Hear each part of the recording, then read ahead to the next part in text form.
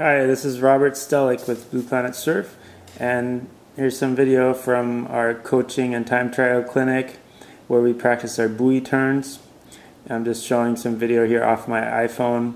That's the easiest way to do it. Anyway, as you can see, we got a little buoy planted in the middle of the little outlet here at Mauna Loa Bay, and we're practicing our turns around the buoy. We went over some of the basic technique, and like I always say, that I think watching yourself on video is always the best way to learn, because you can see what you're doing wrong. Let's look at this one here. This was Kevin. Let's see what happens here. Is he moves back nicely, but then the weight isn't over the center line of the board. You can see his weight is off to the left a little bit, so the board starts tipping, he loses his balance and falls off. So it's important when you move back over the back of your board, keep your weight over the center line of the board.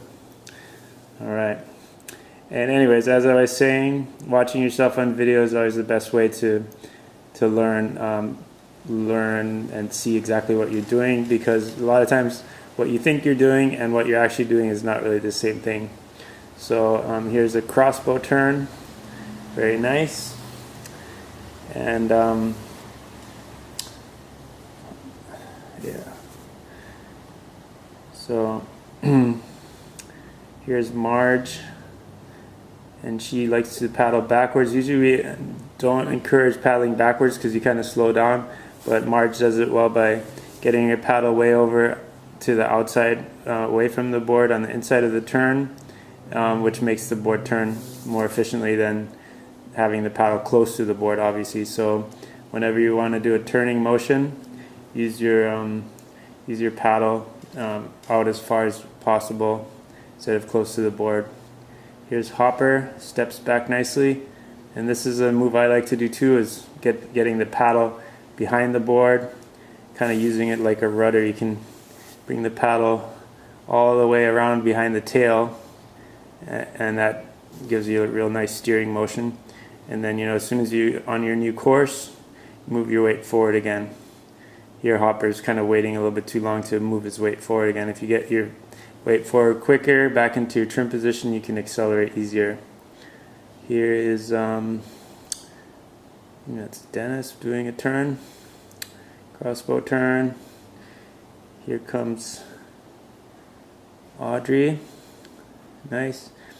And regardless of how you turn, whether you do a crossbow turn or a pivot turn, if you move your weight back even just a little bit, it'll help your board turn quicker. There's Walter stepping way back on the tail. So sometimes if you step too far back, it can be unstable. So you can see here, he steps really far back on his board, maybe a little bit too far, and then gets a little bit tippy. Also, he has a parallel stance. So getting into the surf stance helps to keep your balance on the tail, because you can get your weight forward more. You can lean on your front foot if your board starts tipping too much. Here's Brett. He's got the surf stance and doing a crossbow turn out of the surf stance, which works too. But I think when you're doing the getting in the surf stance off behind your tail, best way is to just do the steering strokes and kind of maybe get the paddle behind your tail like Hopper was showing earlier. Alright, it's Kevin again. Alright, this time he keeps the weight more over the center of the board, although it's still a little bit on the left, it looks like. So make sure you want to either have both feet on the center line of the board, or your front foot off to one side and the back foot off to the other side.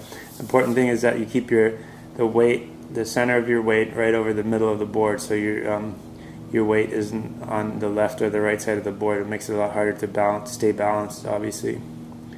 So Hopper again, trying it without moving back this time. Here comes Carrie, nice crossbow turn. And one important thing too is to stay close to the buoy. And to make it realistic, when you're practicing this, you want to be going pretty fast, because you're trying to simulate the racing experience. So when you approach a buoy in a race, you don't have the luxury of slowing down before you go around the buoy. So the more, you want to approach it with full speed. And actually the best way to practice is with a bunch of other guys trying to turn around the buoy at the same time, because realistically in a race you're not going to be the only one turning around the buoy usually, especially the first buoy gets pretty crowded around the buoy. So it's good to practice those buoy turns with other people to get used to what it's like in a race. Alright, this is the first part. Let's start the next one.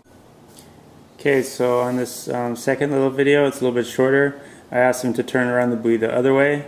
It's another important skill to know how to turn around the buoys both directions, obviously, because in a race you're not always going to be turning the same way on each buoy. So you want to practice it both ways.